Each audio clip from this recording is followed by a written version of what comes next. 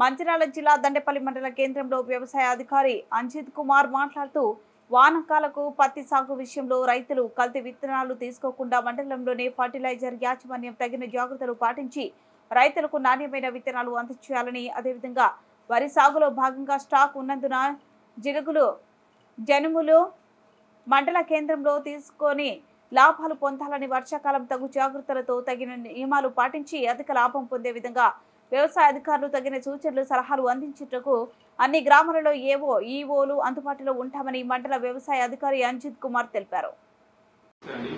నేను అంజిత్ కుమార్, మండల వ్యవసాయ అధికారి, దండేపల్లి మండలం.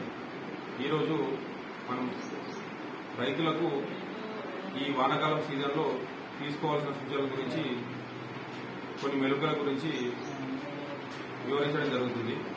ముందుగా మనకు సీజన్ ప్రారంభమైంది కాబట్టి పత్తి వేసుకునే రైతులు ఏదైతే ప్రభుత్వం లైసెన్సులు ఇచ్చి కంపెనీల ద్వారా, తర్వాత డిస్ట్రిబ్యూటర్ రిటైల్ షాపుల ద్వారా అందుబాటులో ఉంచిన విత్తనాలు మాత్రమే తీసుకోవాలి. ఎక్కడైతే లైసెన్స్ లేకుండా, ప్యాకింగ్ ప్రాపర్గా లేకుండా లూజ్ విత్తనాలు ఏవైతే ఉన్నాయో కొందరు దళారులు గ్రామాల్లో వచ్చి రైతులకు ఇది కలుపును తట్టుకుంటుంది, కలుపు మందు కొట్టినా కూడా ఈ పత్తికి ఏం కాదని చెప్పి నమ్మించి విత్తనాలను అమ్మే ప్రయత్నం చేస్తుంటారు. దయచేసి రైతులు ఇటు విషయంలో జాగ్రత్తగా పాటించి ఎక్కడైనా లూజు విత్తనాలు అమ్మినట్లయితే మాకు సమాచారం ఇవ్వగలసిందిగా మిమ్మల్ని కోరుతున్నాం ఈ సందర్భంగా. అదేవిధంగా అటువంటి విత్తనాలను ఎప్పుడు కూడా మీరు దయచేసి కొనుగోలు చేయొద్దు. అదేవిధంగా మనకు మంచి మంచి పత్తి విత్తనాలు ఉన్నాయి. ఒకటే పత్తి విత్తనం గురించి రైతు ఎప్పుడు కూడా పలానా రైతు వేసిందని చెప్పి అదే విత్తనం కావాలని చెప్పి ఆ రకంగా కూడా మీరు ఎలాగైతే ముక్కుసూటిగా మీరు అదే విత్తనం కావాలని చెప్పి వేసుకుని ఆ విధంగా కూడా మీరు మోసపోవద్దు. మీరు ఏ విత్తనం అయితే మీ యొక్క చేనుకు సూట్ అవుతుందో ఆ విత్తనాన్ని మీరు కొనుగోలు చేసి మంచి దిగుబడులు సాధించాలని ఈ సందర్భంగా నేను తెలియజేస్తున్నాను. అదేవిధంగా మనము జనుము జీలుగ విత్తనాలను కూడా వరి వేసుకునే రైతులకు ముందు జాగ్రత్తగా పచ్చి రొట్టెలు వేసుకునే అలవాటు మన దగ్గర ఉన్నది. దానివల్ల భూమిలో సేంద్రియ కర్బన శాతం కూడా పెరుగుతుంది. దానివల్ల యూరియా వాడకం అనేది తగ్గుతుంది. కాబట్టి రైతులు కూడా జనుము జీలుగ విత్తనాలను ప్రభుత్వం 60% సబ్సిడీ మీద సరఫరా చేస్తున్నది. మనకు అగ్రోస్లలో, అదేవిధంగా సొసైటీలలో అందుబాటులో ఉన్నది. ఇటు విత్తనాలను కూడా మీరు తీసుకుని మీ యొక్క పొలాల్లో పచ్చి రొట్టె ఎరువుగా ఉపయోగించుకోవాలని తెలియజేయడం జరుగుతుంది. అదేవిధంగా వరి సంబంధించి ముందుగా మనకు తెలియజేయడం ఏమనగా మన యొక్క జగిత్యాల పులాస వరి పరిశోధన స్థానం నుండి 21479 2147 వరి జగిత్యాల వరి 3 అనే రకము అతి సన్న గింజ రకము. ఇది 135 రోజుల పంటకాలం కలిగి ఉంటుంది. మన జయశ్రీరామ్ కంటే కూడా కుకింగ్ క్వాలిటీ అంటే మనం తింటే కూడా మంచి టేస్ట్ గా ఉంటుంది.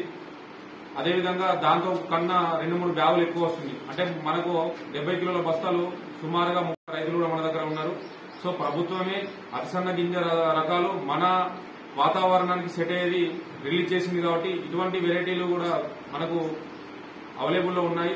మీరు సంబంధిత వ్యాపారుల దగ్గర కావచ్చు, వరి పరిశోధన స్థానం పులాస వద్ద కావచ్చు, అందుబాటులో ఉంటే సీడ్ను విక్రయించవలసిందిగా, తర్వాత మేలైన దిగుబడులు పొందవలసిందిగా కోరుతున్నాను. దీంతో పాటుగా రాజనగర్ వరి పరిశోధన స్థానం నుంచి 120 రోజుల పంటకాలు కలిగినటువంటి అతి సన్న గింజ రకం RNR రాజనగర్ 31479 3147 ఈ రకం కూడా రైతులకు అందుబాటులో ఉంది. ఇది 120 రోజుల పంటకాలం కలిగి ఉంటుంది. సో మనకు ప్రైవేట్ లో ఏంటంటే ప్రైవేట్ వెరైటీలు మనకు ఆశించిన స్థాయిలో దిగుబడులు రావట్లేదు. కాబట్టి ఈ రకాలను ప్రభుత్వమే రిలీజ్ చేసింది. కాబట్టి ఈ రకాలకు మీరు వెళ్ళవలసిందిగా మా యొక్క సూచన. అదేవిధంగా ఎవరైతే రైతులు మనము ముందు జాగ్రత్తగా DAP గాని సూపర్ అయితే 4 బస్తాలు గాని మీరు వాడవలసి ఉంటుంది. కానీ చాలా మంది రైతులు నాటేసే ముందు ఏం చేస్తున్నారంటే ఎటువంటి ఎరువులను వాడకుండా వేసిన నాటేసినాక 6 రోజుల వరకు కాంప్లెక్స్ ఎరువులను వాడడం జరుగుతుంది. దానివల్ల వేరు వ్యవస్థ అనేది సరిగా అభివృద్ధి చెందకుండా ముందు జాగ్రత్తగా మనం అటువంటి చర్యలు తీసుకోకపోవడం వల్ల ఎదుగుదల అనేది సరిగా లేకుండా రానున్న రోజుల్లో పిలుకలు అనేవి సరిగా రాకుండా పోతుంది. సో ముందు జాగ్రత్తగా మీరు ఏదైతే DAP ఎరువులైనా మంచిది, సూపర్ ఎరువులైనా మంచిది, అవి వరి యొక్క వేరు వ్యవస్థను పెంపొందించే విధంగా ఉంటాయి. కాబట్టి అవి నాటేసే ముందు ఆఖరి దుక్కిలో వేసుకోవాల్సిందిగా రైతులకు చెప్పడం జరుగుతుంది. అదేవిధంగా రైతులు చేసే ఇంకొక పొరపాటు ఏంటంటే కలుపు పడద్దని చెప్పి ఫస్ట్ 15 రోజుల వరకు కూడా అధిక నీళ్లు పెట్టడం జరుగుతుంది. దానివల్ల మొక్క అనేది ఎదుగుదల కూడా ఆ యొక్క నీటిలో చిన్న పిలక దశలో ఉన్న మన వరి పంట అనేది బతకనికి ఎక్కువ తను తయారు చేసుకున్న ఆహారాన్ని ఉపయోగించుకోవడం జరుగుతుంది. సో మీరు ఎప్పుడైతే కలుపు యాజమాన్యంలో దృష్టి పెట్టండి, కానీ కలుపు పెరగకుండా వాటర్ ఎక్కువ పెట్టడం వల్ల, నీళ్ళు ఎక్కువ పెట్టడం వల్ల వరి పంట ఎదుగుదల అనేది తక్కువ ఉండి పిలకలేసే శాతం అనేది తగ్గించుకుంటూ పోతుంది. అదేవిధంగా 18 నుంచి 20 రోజుల వరి మీరు నాటేసిన తర్వాత గుళికలు అనేది తప్పనిసరిగా వేయాలి. 4G గుళికలు అయితే 8 కిలోలు వేయాలి. అందరూ ఏంటంటే 5 కిలోల ప్యాకింగ్ ఉందని చెప్పి 5 కిలోలు వేయడం జరుగుతుంది. మీరు 4G అయితే 8 కిలోలు వేసుకోవాలి. ఇప్పుడు ఫటేరా అట్లాంటివి మన క్లోరంతా నిలిప్రోల్ ఇట్లాంటివి ఉన్నాయి మన దగ్గర. సో అవి మీరు 5 కిలోల వరకు చేయాల్సి వస్తుంది. కానీ వాటితో పాటు 4G కూడా మీరు ఇది 5 కిలోలు వేయడం వల్ల మనకు పురుగు అనేది నియంత్రణ లేకుండా పోతుంది. అదేవిధంగా ఏ పురుగు మందు తీసుకున్నా మనకు 10 నుంచి 15-20 రోజుల అంటే కొన్ని మంచి బ్రాండెడ్ అయితే 20 రోజుల వరకు కూడా పనిచేస్తున్నాయి. కానీ ఈ రోజులలో 14-15 రోజుల కంటే ఎక్కువ పనిచేస్తలేదు. కాబట్టి మీరు జాగ్రత్తగా పురుగు రాకముందే మీరు గ్రహించి ఎక్కడన్నా మీకు కనిపించినట్టయితే దానికి తగినటువంటి రసాయన చర్యలు కావచ్చు, భౌతిక చర్యలు కావచ్చు, అదేవిధంగా జీవ సంబంధిత చర్యలు కావచ్చు, ఏదైతే మనము జీవ నియంత్రణ పద్ధతి ద్వారా పురుగును ఏ విధంగా కంట్రోల్ చేయాలనుకుంటున్నామో ఆ విధంగా కంట్రోల్ చేసుకునే పద్ధతులను అవలంబించవలసిందిగా కోరుతున్నాను.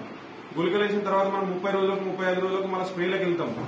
సో మనకి ఏదైతే దోమ రాకుండా, అగ్గి తెగులు రాకుండా ముందే ఏ మందులు కొట్టుకున్నా దాంట్లో ఖచ్చితంగా మీరు వేప నూనె అనేది ఖచ్చితంగా కలిపి స్ప్రే చేసుకుంటే మీకు చాలా వరకు ఖర్చు అనేది తక్కువ ఉంటుంది.